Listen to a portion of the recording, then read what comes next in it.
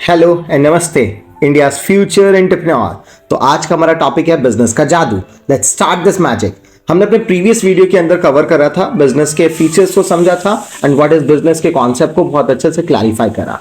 आप प्लेलिस्ट में जाके वो वीडियोस भी चेक कर सकते हैं। और आज का हमारा टॉपिक है, हम डिफरेंशिएट करेंगे बिटवीन बिजनेस और प्रोफेशन को, और प्रोफेशन के साथ एम्प्लॉयमेंट को भी कवर करेंगे। बट उससे पहले समझना जरूरी है what is the meaning of profession. Profession को समझने से पहले आपको कुछ बातें क्लैरिफाई करनी पड़ेंगी कि प्रोफेशन का मतलब होता है एक स्पेशल स्किल को, एक स्पेशल नॉलेज को ट्रेनिंग के जरिए एक्वायर करने के बाद, उसमें एक्सपीरियंस ऐड करने के बाद, जब हम अपनी सोसाइटी के लिए सर्विस देने का मोटिव बना लेते हैं। एंड देन यहाँ पर अपने उसके कुछ रूल एंड रेगुलेशंस को भी फॉलो किया जाता है, जिन्हें हम कोड ऑफ कंडक्ट के जरिए समझेंगे एंड कुछ और इंपॉर्टेंट पॉइंटर को समझेंगे। तो प्रोफेशन, मैं आपको बता दूं कि इकोनॉमिक एक्टिविटी को further can be divided into 3 major categories. यानी अगर आपको पैसा कमाना है, economic activity refers to with an objective, with an intention to earn money, right? तो अगर आप मनी अर्न करना चाहते हैं, then you have to clarify this pointer जो मैं आपको बता दूं। तो आपके पास 3 ऑप्शन है, आइदर आप अपना बिजनेस स्टैब्लिश करिए, और आप किसी प्रोफेशन में CA, LLB, doctor, engineer, whatever, right ना, तो आप उस प्रोफेशन के अंदर एंटर करिए। या फिर तीसरा ऑप्शन है जिसका हमें मम्मी हमेशा ताना दिया करती हैं कि किसी फैक्ट्री में लगवा दूंगी या किसी ऑफिस में काम करना पड़ेगा, कुछ ऐसा। तो like that is the example of employment. तो एम्प्लॉयमेंट के अंदर हम किसी और के लिए काम करते हैं, कॉन्ट्रैक्चुअल रिलेशनशिप होता है। बट पहले हम अभी यहां पर पहले प्रोफेशन को क्लैरिफाई करते हैं और फिर डिस्टिंग्विश करना स्टार्ट करते हैं। प्रोफेशन को समझने के लिए आपको समझना पड़ेगा कि यहां पर 5 पॉइंटर्स हैं, 5 फीचर्स हैं प्रोफेशन के, जो आपको बहुत अच्छे से क्लैरिफाई करके बताएंगे एक्चुअली प्रोफेशन किसे कहते हैं। नंबर 1 कहता है कि प्रोफेशन के अंदर आपके पास उस पर्टिकुलर फील्ड का एक स्पेशल एजुकेशन जो है, नॉलेज जो है, स्किल जो है, वो आपको डेवलप करनी पड़ती है। देन वो जो आप नॉलेज या स्किल लेते हैं, यानी जैसे मैं बात कर रहा हूं कि आपको सीए बनने के लिए आईसीआई से वो डिग्री लेनी पड़ेगी, एमबीबीएस की डिग्री लेनी पड़ेगी, या फिर यानी हर फील्ड के लिए, हर प्रोफेशन के लिए एक डिग्री, एक स्पेशल क्वालिफिकेशन या स्पेशल नॉलेज का होना बहुत जरूरी है। लेकिन आपने देखा होगा कि जितने भी प्रोफेशनल कोर्स होते हैं उनमें नॉलेज या एग्जाम क्लियर करने के बाद भी आपका एक आर्टिकलशिप या ट्रेनिंग का पीरियड चलता है, जहां पर आप उस काम को प्रैक्टिकली सीखते हैं अंडर द इंस्टीट्यूशन और प्रोफेशनल्स के बीच में रह के। देन इसके बाद आपको ध्यान रखना है कि इन सभी चीजों को करने के लिए जो हमारी डिग्री या हमारा जो एजुकेशन है, वो किसी भी रैंडम इंस्टीट्यूट से नहीं होना चाहिए, वो होना चाहिए उसके प्रोफेशनल एसोसिएशन से, जो कि पहले से सर्टिफाइड होते हैं, गवर्नमेंट की तरफ से बताए हुए होते हैं कि आप इन जगहों से करते हैं तो ही उन डिग्री या उन चीजों की वैल्यू होती है, अदरवाइज इसकी कोई भी वैल्यू नहीं है। देन ये भी एक फ्री बॉडी की तरह काम करते हैं, लेकिन कहीं ना कहीं इनके ऊपर भी अपना जो है कोड ऑफ कंडक्ट होता है कि अगर कोई भी प्रोफेशनल पर्सन उसके रूल्स को ब्रीच करता है तो कहीं ना कहीं कोड ऑफ कंडक्ट के जरिए उनके अगेंस्ट एक्शन लिया जा सकता है। And the last one is कि प्रोफेशंस का पूरा सम करें तो कहीं ना कहीं हमारी सोसाइटी के वेलफेयर में कंट्रीब्यूशन देने के लिए ही किया जाता है, हमारी आम जनता की मदद के लिए। जस्ट टेक एन एग्जांपल, मैं आपको एक छोटा सा एग्जांपल लेकर यहां पर क्लैरिफाई करते हुए समझाना पसंद करूंगा कि जब हम बात करते हैं, मैं आपको एक छोटा सा एग्जांपल देता हूं सर। जस्ट सपोज कि कोई एक ऐसा पेशेंट है जिसको सर्जरी की रिक्वायरमेंट है एंड इंस्टेंट रिक्वायरमेंट है, और हमारे पास कोई ऑप्शन नहीं है एट नाइट, है ना, हमारे पास ऑप्शन नहीं है, डॉक्टर्स नहीं है। अभी क्या हुआ ना कि सर्जरी करने के लिए जो लाइक मेरे वन ऑफ द रिलेटिव हैं जो कि जिन्होंने अभी एमबीबीएस करा है, राइट ना, तो क्या मैं उनको एमबीबीएस की डिग्री हासिल हो चुकी है, क्या वो नॉलेज या वो स्किल आ चुकी है? हाँ, आ चुकी है। क्या मैं उनको ऑपरेशन करने के लिए भेज सकता हूं? आंसर इज नो, क्योंकि कभी भी स्पेशल, पहले तो स्पेशल नॉलेज होना चाहिए। चलिए मान लेते हैं कि उनके पास नॉलेज है, लेकिन उनका रिजल्ट कब आया? अभी आया। क्या उन्होंने ट्रेनिंग ली है? नहीं ली है। तो क्या वो ऑपरेशन थिएटर के अंदर जा सकते हैं? नहीं जा सकते हैं। क्यों? क्योंकि अभी इन केस उनके पास वो प्रोफेशनल, एक्चुअली जो प्रोफेशनल कहलाने वाला वर्ड है उसमें एक और इंपॉर्टेंट कंपोनेंट है, दैट इज ट्रेनिंग सेगमेंट। तो वो ट्रेनिंग एक्सपीरियंस जो उनके पास अभी इन्वॉल्व नहीं हुआ है, जब तक कि वो सर्टिफाइड ट्रेनिंग नहीं हो जाते हैं तब तक हम उनको यहां पर वो अपॉर्चुनिटी नहीं दे सकते हैं जिसमें कि वो कहीं ना कहीं इन चीजों के ऊपर काम कर सके। देन अगर मैं कहता हूं कि उन्होंने अगर डिग्री ले ली है, मान लीजिए, तो डिग्री कहां से ली है? अगर वो सीए हैं, अगर या वो डॉक्टर हैं, अगर वो लॉयर है, तो डिग्री कहां से ली है? उनकी डिग्री की क्या वैलिडिटी है? जैसे आपको पता है कि सीए जो है आपको आईसीआई करवाता है, राइट ना, ऐसे ही हमारे जो प्रोफेशनल इंस्टीट्यूशन है वहीं से हमें वो डिग्री एक्वायर करनी पड़ती है, वो नॉलेज एक्वायर करना पड़ता है ओके, एंड देन उसी के अकॉर्डिंग हमें अपने आप को रन भी करना पड़ता है, यानी कोड ऑफ कंडक्ट को फॉलो करना पड़ता है। तो ये कुछ पॉइंटर आपको समझने बहुत ज्यादा जरूरी है, क्योंकि कोड ऑफ कंडक्ट अगर आप ब्रीच करते हैं तो कहीं ना कहीं वो प्रोफेशनल एसोसिएशन आपके अगेंस्ट एक्शन लेगा, और जो भी आपके लिए, मैं आपको बता दूं इसमें प्रोफेशनल एसोसिएशन पहले आएगा, आईपीसी बाद में, और पहले प्रोफेशनल एसोसिएशन इंटरवीन करेगा। जैसे आपने देखा होगा कि कभी भी किसी soldier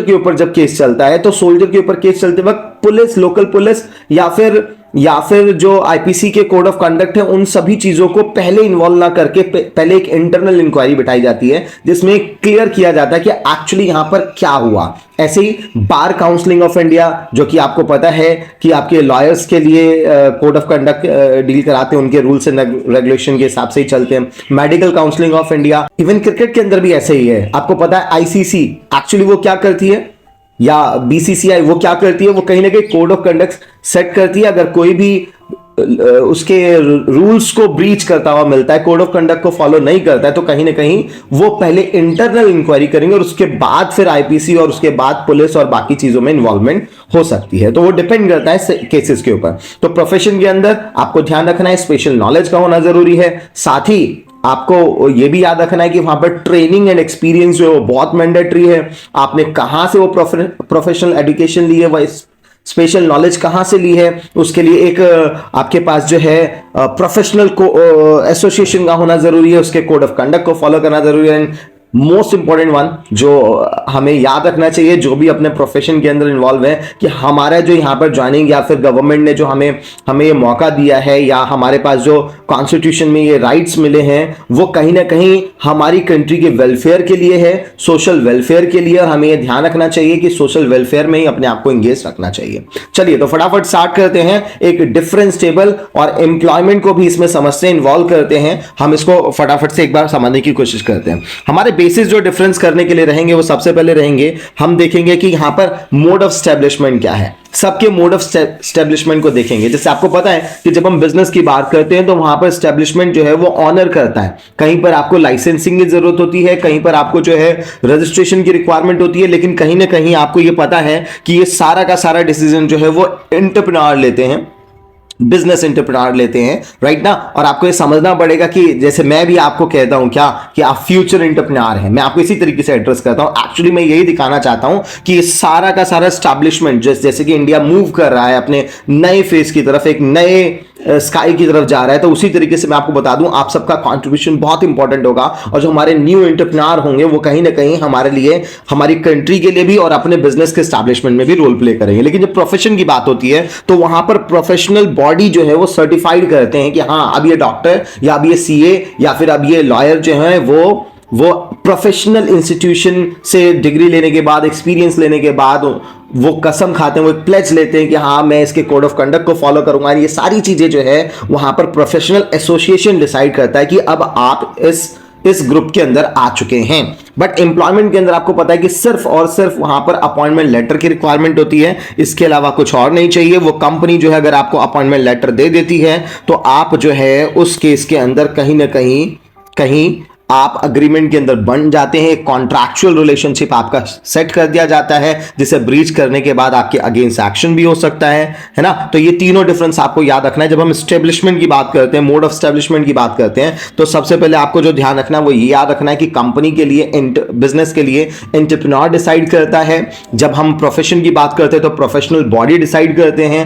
and last one, employment के केस में अपॉइंटमेंट लेटर जो है जैसे ही एग्रीमेंट के ऊपर साइन हो जाता है, वो कॉन्ट्रैक्चुअल फॉर्म में आ जाता है, इनफोर्सिबल बाय लॉ हो जाता है। एग्रीमेंट जब इनफोर्सिबल बाय लॉ हो जाता है, तो कहीं ना कहीं आप वहां पर कॉन्ट्रैक्चुअल रिलेशनशिप में बन जाते हैं और आप एम्प्लॉयमेंट में आ चुके होते हैं। नेक्स्ट जो हम डिफरेंशिएबल देखेंगे, उसका बेसिस रहेगा नेचर ऑफ वर्क, किस तरीके के काम करने पड़ते हैं। लाइक जैसा हमने डील करा था, business means exchange of goods and services and production, manufacturing of goods and services. तो यहां पर कहीं ना कहीं आप देखेंगे कि यहां पर मेंशन करा हुआ है आपके सामने कि यहां पर provision of goods and services to the public, यानी आपको गुड्स एंड सर्विसेज को सप्लाई करना है अपनी सोसाइटी के अंदर, उस चेन को कंप्लीट करना है। या तो आप प्रोड्यूसर बन सकते हैं, या फिर जो हमारी चेन होती है, supply chain, producer, wholesaler, retailer और कंज्यूमर।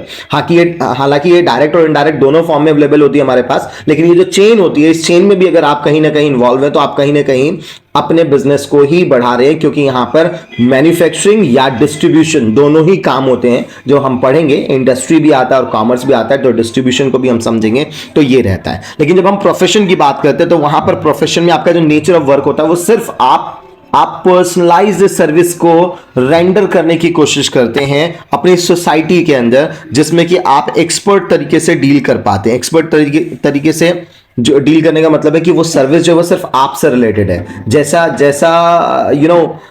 जैसे एक डॉक्टर है, इट्स नॉट मैंडेटरी कि अगर उनकी फैमिली में सभी लोग डॉक्टर हैं तो सबका सेम अप्लायंस होगा। ये हर कोई अपने अपने तरीके से डील कर पाता है। Then last one is employment की जब बात आती है तो आपको सिर्फ सर्टेन टास्क को परफॉर्म करना पड़ता है।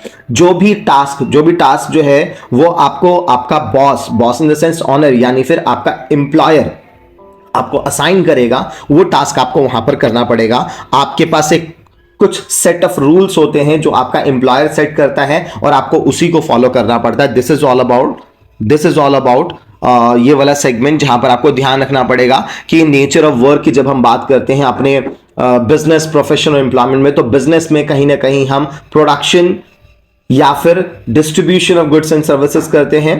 प्रोफेशन के अंदर हम सिर्फ अपने एक्सपर्ट आइडियाज को, एक्सपर्ट सर्विसेज को कहीं ना कहीं हम सोसाइटी के लिए हम वेलफेयर के लिए हम वहां पर काम करते हैं। नॉट वेलफेयर, कहीं ना कहीं इंटेंशन मोटिव, अर्निंग मोटिव हो सकता है, बट आपको ध्यान रखना पड़ेगा कि इसका जो मेन मोटिव होता है वो कहीं ना कहीं समाज में भला करना और उनका हेल्प करना ही रहता है जी, जैसा कि हमने इसके फीचर में भी कवर करा। देन एम्प्लॉयमेंट में जो आपका एम्प्लॉयर आपको जो भी असाइन करता है टास्क, जिसके लिए आप कॉन्ट्रैक्चुअल रिलेशनशिप में आ चुके हैं, वो टास्क जो है वो आपको परफॉर्म करना पड़ता है। यही आपका नेचर ऑफ वर्क रहता है जी। जैसे वापस मैं आपको बता दूं कि जब भी क्वालिफिकेशन की बात होती है तो क्वालिफिकेशन के केस में यहां पर जो मैं आपको हाईलाइट करके बताना चाहता हूं कि कोई भी मिनिमम क्वालिफिकेशन बिजनेस के अंदर नहीं अप्लायंस करी जाती है। यानी मिनिमम क्वालिफिकेशन या मैक्सिमम क्वालिफिकेशन कुछ भी नहीं है। कोई भी person, even an illiterate person, can start his own business. हाँ, वो अलग बात है कि अगर आपके पास नॉलेज है या एक्सपीरियंस है या आइडिया है तो आप उसमें थोड़ा बेहतर काम कर सकेंगे, लेकिन ऐसा कोई भी मिनिमम क्राइटेरिया नहीं है। प्रोफेशनल एसोसिएशन के अंदर जैसा कि आपको पता है कि एक्सपर्ट आइडिया की तरह डील करता है, कहीं ना कहीं एक्सपर्ट सर्विसेज प्रोवाइड कराता है, तो इसके लिए आपके पास जब तक उस प्रोफेशनल एसोसिएशन से जो क्राइटेरिया है, जो डिग्री है, जो क्वालिफिकेशन या ट्रेनिंग है, वो जब तक आपके पास नहीं होगा तब तक आपको इस प्रोफेशनल इंडस्ट्री के अंदर एंटर करने का ऑप्शन नहीं दिया जाएगा। कहीं ना कहीं हम कह सकते हैं कि यहां पर रिस्ट्रिक्टेड एंट्री होती है, और उस रिस्ट्रिक्टेड एंट्री को समझने के लिए आपको ये क्लैरिफाई कर दूं कि प्रोफेशनल एसोसिएशन ने या कोड ऑफ कंडक्ट के अकॉर्डिंग अगर मैं बात करूं, जो उसकी जो प्रोफेशनल बॉडी है, उन्होंने रिस्ट्रिक्शन लगाने के लिए क्वालिफिकेशन, एक्सपीरियंस, ट्रेनिंग, इन सबको मैंडेटरी कर रखा है, वो मैंडेटरी बेसिस पर है। देन जब हम एम्प्लॉयमेंट की बात करते हैं तो वहां क्वालिफिकेशन या ट्रेनिंग जो है हर जॉब के हिसाब से चेंज होती है। आपको पता है जब भी आप एक कंपनी के एम्प्लॉय बन रहे हैं तो वहां पर आपकी जो रिक्वायरमेंट होती है वो एम्प्लॉयर सेट करता है कि कितने क्वालिफाइड होने चाहिए और कितने नहीं होने चाहिए। So this is on the basis of qualification.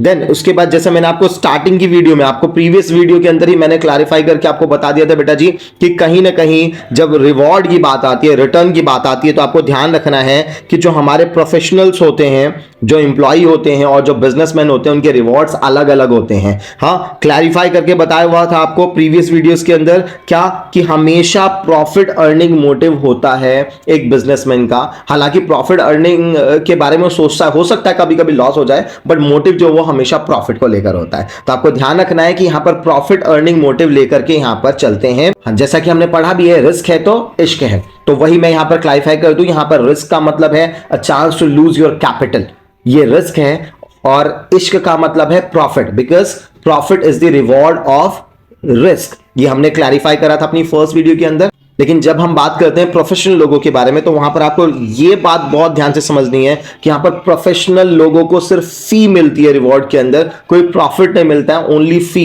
They are working only for the fee. वो अपना एक्सपर्ट आइडिया देते हैं और उसके बदले में उनको फी मिलता है। डॉक्टर्स को क्या मिलता है? फी मिलता है। सीए को क्या मिलता है? फी मिलता है। तो ये लॉयर्स को क्या मिलता है? उनको फी मिलती है। तो ये फी आपको ध्यान रखनी है। एंड लास्ट वन इज, जब भी वर्कर काम करते हैं, they are working for the remuneration, चाहे वो सैलरी फॉर्म में हो, वेजेस फॉर्म में हो, ठीक है, तो ये उनको जो है मिलता है। तो अगर हम बात करते हैं इनके रिटर्न की, कि इनको रिटर्न में क्या मिलता है, तो इनको रिटर्न में मिलता है प्रॉफिट बिजनेसमैन को, फी प्रोफेशनल्स को, और सैलरी या रेम्युनरेशन मिलता है, कॉम्पिटिटिव सैलरी मिलता है हमारे एम्प्लॉइज को। जी, नेक्स्ट वन जो हमारा टॉपिक है दैट इज कैपिटल इन्वेस्टमेंट। जैसा कि आप जानते हैं कि बिजनेस के अंदर हमने पढ़ा है कि रिस्क है तो इश्क है, और रिस्क का मतलब यह है कि कैपिटल को खोने का चांस। तो कैपिटल खोने की बात आती है तो ऑब्वियस बिजनेस के अंदर जो कैपिटल इन्वॉल्वमेंट होता है वो ज्यादा होता है कंपैरेटिवली बाकी जगहों के हिसाब से। अगर देखें तो बिजनेस के अंदर कैपिटल लगता है, एक सफिशिएंट कैपिटल लगता है। वो हमारे बिजनेस के साइज के ऊपर, नेचर के ऊपर डिपेंड करता है, लेकिन बिजनेस के अंदर कैपिटल की रिक्वायरमेंट होती है। लेकिन जब प्रोफेशंस के अंदर जाते हैं तो आपको पता होना चाहिए कि मिनिमम कैपिटल मैं क्यों कह रहा हूं, just like take an example, एक डॉक्टर है तो अगर वो अपने क्लिनिक का सेटअप करेंगे, थोड़ी बहुत चीजें उनको भी अरेंज करनी पड़ेगी, तो एक बेसिक सा इंफ्रास्ट्रक्चर रेडी करेंगे जिसके लिए एक मिनिमम कैपिटल की जरूरत होती है। बहुत लिमिटेड होता है ये कैपिटल, एक्चुअल में हम कह सकते हैं कि ऑलमोस्ट नेग्लिजिबल होता है बिजनेसमैन के कंपैरिजन में देखें तो। कहीं ना कहीं बिजनेस के अंदर हमारे पास जो कैपिटल की रिक्वायरमेंट होती है अपने इन्वेस्टमेंट करने के लिए, वो साइज के ऊपर डिपेंड करता है और नेचर के ऊपर डिपेंड करता है। लेकिन प्रोफेशन के अंदर कैपिटल ना के बराबर होता है, इसलिए हम लिमिटेड या मिनिमम कैपिटल कह सकते हैं। लेकिन जब एम्प्लॉइज की बात आती है तो उन्हें बिल्कुल भी कैपिटल लाने की जरूरत नहीं होती है।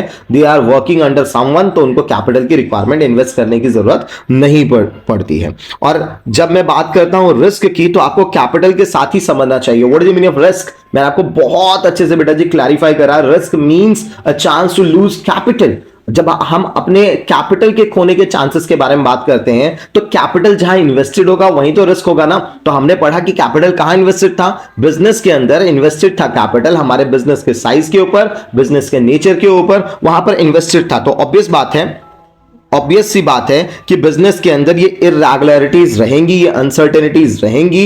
ये नेचुरल कॉजेस से भी हो सकती हैं, ये ह्यूमन कॉजेस से भी हो सकती हैं, ये इकोनॉमिकल कॉजेस से भी हो सकती हैं, और इसके अदर कॉजेस भी हैं जो हम क्लैरिफाई करेंगे अपने फर्दर चैप्टर्स के अंदर। लेकिन अभी आपको समझना है कि बिजनेस के अंदर रहता है रिस्क, लेकिन जब हम बात करते हैं प्रोफेशंस के अंदर तो वहां पर बहुत थोड़ा risk. Why am I saying बहुत थोड़ा? Some risk. Why am I saying some risk? Because हमने ये देखा था कि प्रोफेशन के अंदर आपको लिमिटेड कैपिटल या मिनिमम कैपिटल की रिक्वायरमेंट थी। तो जहां पर कैपिटल ही लिमिटेड है तो वहां खोने के chance, risk means a chance to lose your capital. तो आप कितना कैपिटल खो सकते हैं? ऑब्वियस बात है, अगर आपके पास थोड़ा ही कैपिटल आपने इन्वेस्ट करा तो आप थोड़ा ही कैपिटल खो सकते हैं। लेकिन यहां जब हम बिजनेस के और प्रोफेशन के बाद पहुंचते हैं एम्प्लॉयमेंट पे, तो वहां आपको ध्यान रखना है कि there is no chance to lose any capital, because यहां पर आपने कैपिटल इन्वेस्टेड नहीं कर रखा है। तो वहां पर आपको एक रेगुलर पेमेंट मिलती रहती है और रिस्क जो है आपका बिल्कुल नहीं रहता है। लिटिल रिस्क इसलिए कहीं कहीं लिखा रहता है बिकॉज वहां पर सैलरी जो है या आपके जो पर्क है या जो इंसेंटिव है वो पेमेंट ना होना। But these are not the terms of business, हम इसे बिजनेस के टर्म में नहीं समझेंगे क्योंकि एम्प्लॉय इन्वेस्ट नहीं करता है, so there is a zero chance to lose his capital. Okay, then मैं आपको क्लैरिफाई करके कुछ और पॉइंटर बता दूं बेटा कि इसके बाद जो हमारे डिस्कशन के लिए जो बेसिस लिए गए हैं वो बेसिस कहीं ना कहीं बहुत ही सही है, ट्रांसफर ऑफ इंटरेस्ट से रिलेटेड है। जब हम बात करते हैं कि क्या आप अपने बिजनेस को किसी और के पास ट्रांसफर कर सकते हैं, इट मींस क्या मैं अपने बिजनेस को अपने बाद अपने एग्जीक्यूटर होगा क्या मैं उनको ट्रांसफर कर सकता हूं? तो यस, आप वो बिजनेस ट्रांसफर कर सकते हैं, लेकिन जो पार्टनरशिप का केस है वहां पर थोड़ा सा आपको ध्यान रखना पड़ेगा, वो हम क्लैरिफाई करेंगे। तो यहां पर ट्रांसफर पॉसिबल होता है बट थोड़ी सी फॉर्मेलिटीज होती हैं अलग अलग टॉपिक के अंदर, अलग अलग फॉर्म्स ऑफ बिजनेस ऑर्गेनाइजेशन के अंदर, तो वो हमें फॉलो करना पड़ता है। लेकिन जब प्रोफेशनल आर्टिस्ट की बात आती है, प्रोफेशनलिज्म की बात आती है, तो वहां पर ये नहीं हो सकता। सपोज करिए कि आपने किसी प्रोफेशनल को अपने केस को लड़ने के लिए कुछ सर्टेन अमाउंट दिया which was a huge amount, okay? और अगर सडन कुछ ऐसा प्रॉब्लम आता है कि उनकी डेथ हो जाती है, तो क्या आप उनके सन को भी वो सेम अमाउंट में अपना केस लड़ने देंगे? आप क्या कोर्ट के अंदर अपने लिए उनके सन को हायर कर लेंगे विद सेम अमाउंट? नहीं, दैट्स नॉट पॉसिबल, क्योंकि प्रोफेशन हमेशा एक एक्सपर्ट आइडिया होता है और उसमें पर्सनलाइज्ड एप्लीकेशन सबसे ज्यादा होता है। जैसी पेंटिंग मैं बना सकता हूं, शायद मेरा सन आपके लिए उतनी अच्छी पेंटिंग ना बना सके। You may pay a huge amount for me that as a professional fee, लेकिन आप मेरे सन को ना पे करें, तो ये भी यहां पर मैंडेटरी होता है। तो आपको ध्यान रखना है, नॉट पॉसिबल, ये बिल्कुल भी पॉसिबल नहीं है। और जब एम्प्लॉय की बात आती है तो आपको पता है कि आप कॉन्ट्रैक्चुअल रिलेशनशिप में बन चुके हैं अपने एम्प्लॉयर के साथ, तो ये आपकी ही ऑब्लिगेशन है कि आप उनको सेटिस्फाई करें। अगर आपको कुछ होता है, वो कॉन्ट्रैक्ट जो है एक्चुअल दैट इज निल, उसमें आप किसी भी नॉमिनी को ऐड इस तरीके से नहीं कर सकते कि अब आपके बिहाफ पर वो काम करे जो आप पहले कर रहे थे, तो दैट इज नॉट पॉसिबल। तो यहां पर ट्रांसफरेबिलिटी बिल्कुल भी पॉसिबल नहीं हो पाती है। Next one is code of conduct. अब जब हम कोड ऑफ कंडक्ट को भी क्लैरिफाई कर ही रहे हैं, तो आपको पता होना चाहिए code of conduct means set of rules and regulation, ताकि वहां पर एक रेगुलेटरी बॉडी काम कर सके। कुछ भी इलीगल या कुछ भी डिस्प्यूटिव मैटर हो तो वहां पर वो इंटरवीन कर सके उस मैटर के अंदर। तो आपको पता है कि बिजनेस के अंदर कोई कोड ऑफ कंडक्ट तो नहीं है, बट बिजनेस लॉज हैं, वो लॉज डील करते हैं। जब भी ऐसा ब्रीच का केस होता है, ब्रीच ऑफ कॉन्ट्रैक्चुअल रिलेशनशिप होते हैं, या फिर उनके जो डीड होते हैं, उन डीड लॉ के अंदर अगर कुछ भी ऐसा होता है जो एक्चुअल में इंप्लीमेंट नहीं किया जा सकता है, तो वहां पर कहीं ना कहीं ये इंटरवीन करते हैं। देन नेक्स्ट वन, जब हम बात करते हैं अपने प्रोफेशन की, तो प्रोफेशन के अंदर आपको ध्यान रखना है कि प्रोफेशनल में हमने फीचर्स में कवर करा था कि सर्टेन कोड ऑफ कंडक्ट होते हैं और उन्हें फॉलो करना ही पड़ता है वो कोड ऑफ कंडक्ट को, अदरवाइज वो आपको इस प्रोफेशनल ग्रुप से आपको कहीं ना कहीं रस्टिगेट या निकालना या सस्पेंड या आपकी डिग्री को जो है कहीं ना कहीं वेस्ट कर देना, वो पॉसिबल है, उनके हाथ में होता है। एंड जब एम्प्लॉयज की बात करते हैं तो बेटा वहां पर कोई कोड ऑफ कंडक्ट नहीं होता। एम्प्लॉयर जो set of rules and regulation बनाता है, वही set of rules and regulation उनके लिए होते हैं और इसके ऊपर कॉन्ट्रैक्चुअल रिलेशन से बन चुके होते हैं और उसी तरीके से उनको काम करना पड़ता है। ठीक है, तो हमारे पास जो ये कुछ डिस्कशन के पॉइंटर थे, एक बार फटाफट से आइए जल्दी से रिवाइज कर लेते हैं कि बिजनेस, प्रोफेशन और एम्प्लॉय। एक बार क्विक रिवीजन मारेंगे इस वाले टॉपिक का कि ये क्या कहना चाह रहे हैं। सबसे पहले मोड ऑफ एस्टेब्लिशमेंट की बात हुई है। मोड ऑफ एस्टेब्लिशमेंट बिजनेस के केस के अंदर एंटरप्रेन्योर, प्रोफेशन के केस के अंदर कहीं ना कहीं हम कह सकते हैं कि प्रोफेशनल एसोसिएशन काम करते हैं। एम्प्लॉइज के केस में अपॉइंटमेंट होता है, उसके हिसाब से डिपेंड करता है। नेचर ऑफ वर्क की अगर मैं बात करूं तो गुड्स एंड सर्विसेज का प्रोडक्शन और मैन्युफैक्चरिंग करना बिजनेस के अंदर होता है। देन सेकेंड, प्रोफेशनल एसोसिएशन की अगर मैं कहीं बात करूं तो वो सिर्फ और सिर्फ एक्सपर्ट आइडिया प्रोवाइड कराते हैं और एम्प्लॉय जो भी उनका एम्प्लॉयर कहता है उसके हिसाब से कॉन्ट्रैक्चुअल रिलेशनशिप बनता है और उसी में वो काम करते हैं। बिजनेस के अंदर कोई भी क्वालिफिकेशन की रिक्वायरमेंट नहीं है। प्रोफेशनल इंस्टीट्यूशन के लिए क्वालिफिकेशन रिक्वायर्ड होता है, लेकिन एम्प्लॉइज के पास वो उनके एम्प्लॉयर और उनकी पोस्ट और उनकी वैकेंसी के ऊपर डिपेंड करता है कि क्या क्वालिफिकेशन होनी चाहिए। Next one is reward. Reward means जो भी रिटर्न में वहां पर आएगा, रिस्क जहां लिया जाता है वहां पर प्रॉफिट रिवॉर्ड होता है। हम एक स्टेटमेंट के साथ समझ चुके हैं। Then second one, professional associations में काम करने वाले प्रोफेशनल लोगों के लिए फी ही उनका रिवॉर्ड होता है और जो लोग एम्प्लॉइज होते हैं उनके लिए उनकी सैलरी, फिक्स इनकम जो है वो कहीं ना कहीं उनके लिए रिवॉर्ड होता है। कैपिटल की रिक्वायरमेंट बिजनेस के अंदर होती है, वो डिपेंड करता है आपके बिजनेस के साइज और बिजनेस के नेचर के ऊपर। लेकिन जब हम प्रोफेशनल एसोसिएशन की बात करते हैं, प्रोफेशन की बात करते हैं, तो वहां पर मिनिमम रिक्वायरमेंट होती है सिर्फ सेटअप वगैरह करने के लिए, एंड कोई भी रिक्वायरमेंट हमारे एम्प्लॉयज के केस में नहीं होती है। रिस्क, जहां कैपिटल इन्वेस्टेड होगा वहां पर आपको रिस्क लेना पड़ेगा, बिकॉज रिस्क मींस अनसर्टेनिटी की वजह से